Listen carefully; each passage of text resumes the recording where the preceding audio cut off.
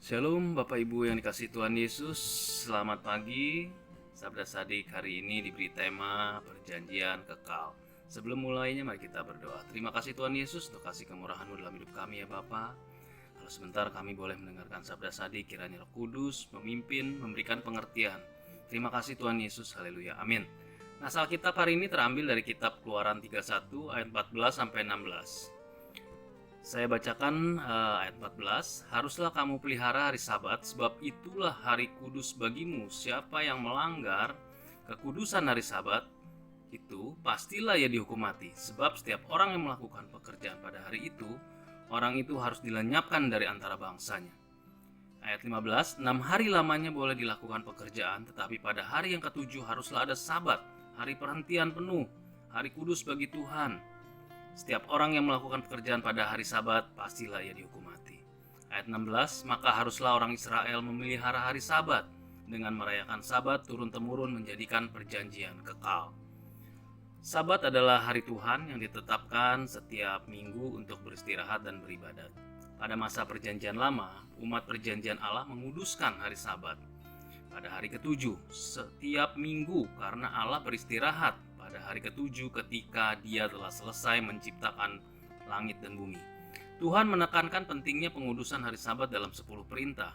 Dalam Keluaran 20 ayat 8-11, saya bacakan, ingatlah dan kuduskanlah hari Sabat. 6 hari lamanya engkau akan bekerja dan melakukan segala pekerjaanmu.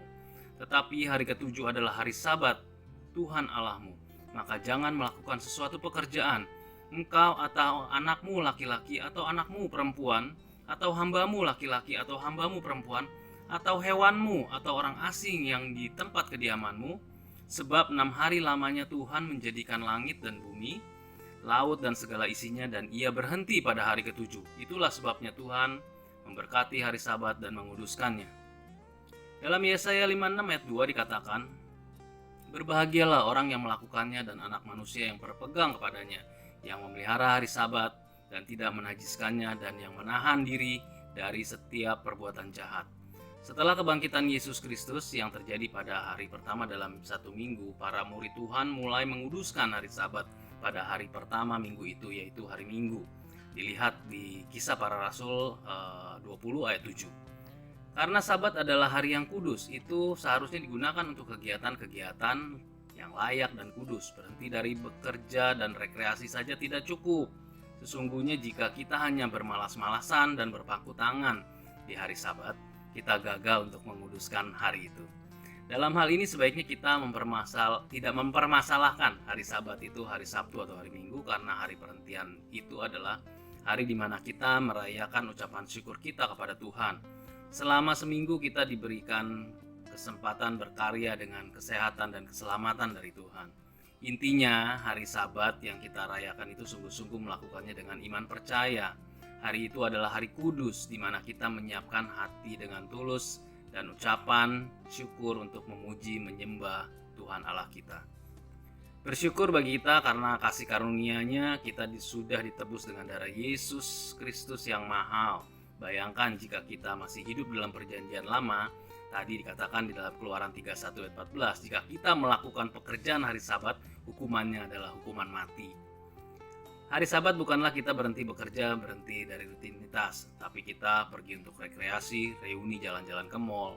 Bukan tidak boleh, tetapi mari datanglah dahulu beribadah kepada Tuhan, merayakan ibadah syukur kita sepanjang minggu kepada Tuhan Allah yang sudah memberkati kita. Kita memuliakan namanya, kita melayaninya.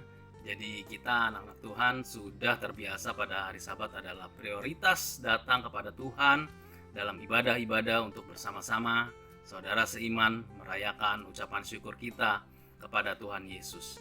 Jadi ketika Tuhan Yesus sudah membebaskan kita, janganlah kita bermalas-malasan untuk beribadah kepadanya.